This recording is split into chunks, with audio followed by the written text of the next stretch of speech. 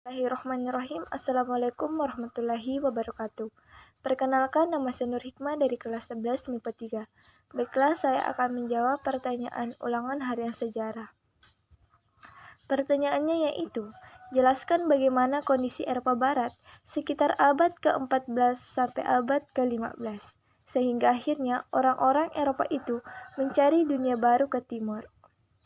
Kondisi Eropa Barat pada abad ke-14 dan 15 Masehi mengalami perubahan yang drastis setelah terputusnya jalur perdagangan akibat takluknya kota Konstantinopel oleh Kesultanan Turki Utsmani. Hal ini menyebabkan meningkatnya harga rempah-rempah yang sangat berharga di Eropa. Eropa Barat juga memulai memasuki masa Renaissance dengan ditandai pertumbuhan budaya dan ilmu pengetahuan yang pesat. Perkembangan teknologi ini misalnya perkembangan kemampuan navigasi dan pembangunan kapal oleh orang Portugis. Mahalnya harga rempah-rempah dan perkembangan teknologi pelayaran ini menjadi pendorong penjelajahan samudera oleh bangsa Eropa. Pertanyaan kedua, jelaskan kaitan antara VOC, tanam paksa, dan usaha swasta yang pada akhirnya membuat kemiskinan dan penderitaan rakyat. VOC, tanam paksa, dan usaha swasta sama-sama dikendalikan oleh Belanda. Pada awalnya dibentuk VOC oleh Belanda untuk memaksimalkan hasil dari rempah-rempah yang diambil dari sumber daya alam Indonesia. Setelah itu dibubarkan, lalu beberapa lama kemudian untuk melanjutkan pengambilan rempah-rempah, penguasaan wilayah Indonesia serta untuk mengambil sebanyak-banyaknya kekayaan Indonesia, maka Belanda mengambil kebijakan untuk membuat sistem tanam paksa dan sistem politik pintu terbuka sehingga pengusaha swasta bisa menginvestasikan sahamnya di Indonesia dan menjadikan masyarakat Indonesia sapi perahan.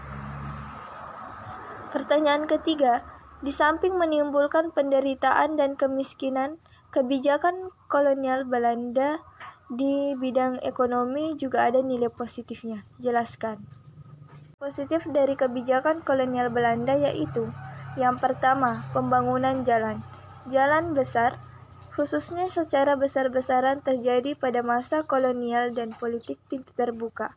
Kondisi ini membuka pintu modernisasi di Indonesia.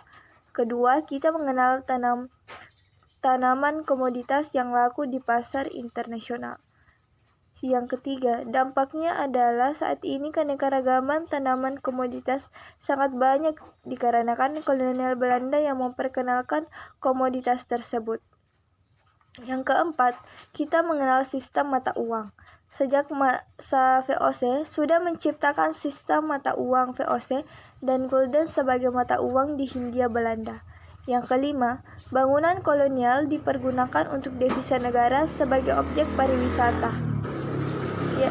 Pertanyaan yang keempat, apa yang dimaksud dengan sistem ekonomi uang di zaman penjajahan Belanda? Apakah sistem ekonomi yang pada saat itu berhasil? Jelaskan. Yang dimaksud sistem ekonomi uang di zaman penjajahan Belanda adalah sistem ekonomi di mana penjajahan Belanda menggunakan uang sebagai sarana dan alat pembayaran. Sistem ekonomi pada waktu itu berhasil pada awal sejarah Indonesia. Sistem ekonomi uang hanya terdapat pada pusat perdagangan saja, seperti di kota besar atau pada pusat perdagangan di pesisir pantai. Sementara wilayah di pedalaman tidak terpengaruh oleh sistem ekonomi uang dan masih menggunakan sistem ekonomi Carter dalam kehidupan sehari-hari.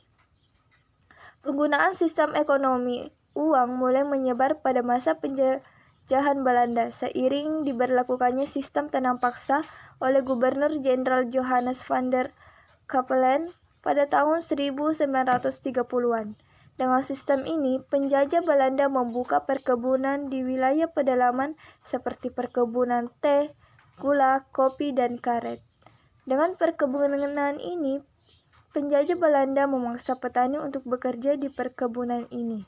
Sebagai upah, mereka diberikan uang meski dengan jumlah yang tidak seberapa dengan kerja berat di perkebunan ini.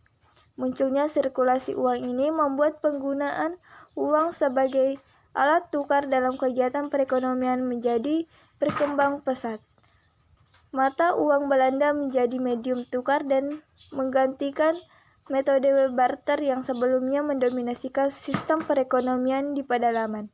Itulah jawaban dari saya. Mohon maaf jika ada kata-kata yang terselip atau kurang jelas.